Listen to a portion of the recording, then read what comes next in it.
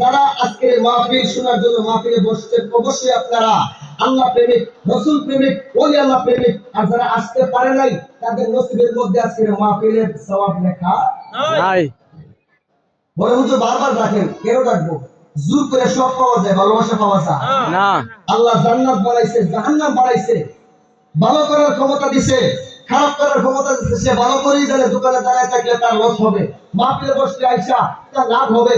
এখন যদি তার নিজের বেলায় যদি ইচ্ছাকৃতভাবে সে জাহান্নামটা গ্রহণ করে নেয়, আচ্ছা বলেন জাহান্নামের শাস্তি কি আরামদায়ক নাকি বেদনাদায়ক? আল্লাহর বান্দারা তার মরে যাওয়ার পর আল্লাহর কাছে আফসোস করে বলবে, আল্লাহ গো, তুমি আবার দুনিয়াতে পাঠাও, যতদিন হায়াত দিবা, যত মাস দিবা, যত বছর দিবা, তোমার প্রেমে কাটায় দিব। আল্লাহ ডাক দিয়ে বলবে, না, কুল্লু নাফসিন যায়কাতুল মাউত, অবশ্যই প্রত্যেকটা নফসকে একদিন মৃত্যু স্বাদ গ্রহণ করতে হবে। ভাই, আপনি রাস্তায় দাঁড়িয়ে আছেন, আপনি কি জানেন না আল্লাহ বলছে, ওয়ামা তাদরি নাফসুম বিআইয়ি আরদিন তামুত।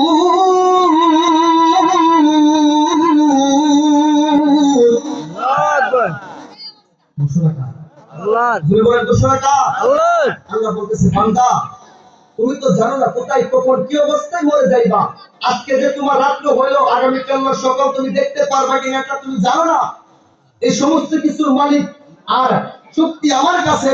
তোমাকে দুনিয়াতে পাঠাইলাম, ওয়ামা খলাকতুল জিন্না ওয়াল ইনসা ইল্লা লিয়াবুদুন। দুইটা জাতি আমি আল্লাহ বানাইছি, জিন এবং ইনসান, তথা জিন জাতিদেরকে আর মানুষদেরকে আমি আল্লাহ দাসত্ব করার জন্য। বাবাজিরা, যারা আজকের মাহফিলের ভিতরে বসেছেন, আল্লাহর আইন মেনেছেন, যারা বসতে পারেন নাই, যদি বিবেকের মধ্যে ইনফেকশন না হয়ে যায়, আপনি যদি দুর্বল ইমানের মুসলমান হয়ে থাকেন, দলমত নির্বিশেষে পরকালকে ভয় করে, আল্লাহকে বিশ্বাস করে, নবী পাকের সুন্নাহ, আউলিয়া কেরামগণের পথ মত শিক্ষা অর্জনের জন্য মাহফিলের ভিতরে বসে যাবেন। আমি কি কাউকে গালি দিছি? না। পক্ষপাতিত্ব করছি? না। আমাকে বিষয় দেওয়া হয়েছে নবীজির সাহাবী, বিশেষ করে নবী পাকের আদর্শ সম্পর্কে কথা বলার জন্য। বাবাজির, আমি হাদিস মুবারকের মধ্যে পড়েছি, আল মুসলিমু, সেই প্রকৃত মুসলমান, সেই প্রকৃত মুসলমান। কথা বলেন, সেই প্রকৃত মুসলমান। আমরা তো সবাই মুসলমান, মাহফিলে সবাই মুসলমান না? তাহলে আমরা নিজেকে মুসলমান দাবি করি, এশারের নামাজ কয়জন পড়ছি? কয়জন পড়ছি? যারা এশারের নামাজ করেন না, এটা কি মুসলমানিত্বের দোষ নাকি আপনার আমার কর্মের দোষ? কর্মের দোষ। কর্ম দোষের কারণে কি কেউ যদি ইসলাম ধর্মকে নিয়ে ছোট করে কথা বলে, তাহলে তার বিবেকের মধ্যেও ইনফেকশন হয়ে গেছে। কথা বলেন, ঠিক করতেছেন না? আল্লাহ তার সাথে কোনো শরীক আছে? না।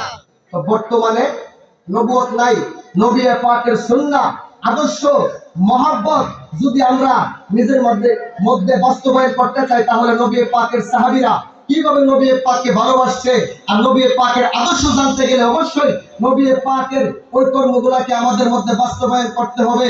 জানের চাইতে আমার নবী পাককে বেশি ভালোবাসতে হবে। ওই নবী পাক উম্মতের জন্য কি শিক্ষা দিয়ে গিয়েছেন? নবী বলে, মান সালিমাল মুসলিমুনা মিন লিসানিহি ওয়া ইয়াদিহি। যার জবান দিয়ে আরেক মুসলমান কষ্ট পায় না, যার কর্মের কারণে আরেক মুসলমান কষ্ট পায় না, যার ব্যবহারের কারণে আরেক মুসলমান কষ্ট পায় না, নবী বলে সেই প্রকৃত মুসলমান। নবীজি যখন রাস্তা দিয়ে হাইটা যাইতো, বেঈমানেরা রাস্তার মধ্যে কাটা দিত, আমার নবী পাককে বিচার করতো? আল্লাহ নবীকে এত শান দিয়েছেন। আবু জাহেল একদিন নবীকে এসে বলে, মুহাম্মদ, তুমি নাকি বড় জাদুঘর হয়ে গেছো, তুমি বড় অনেক কিছু দেখাইতে পারো।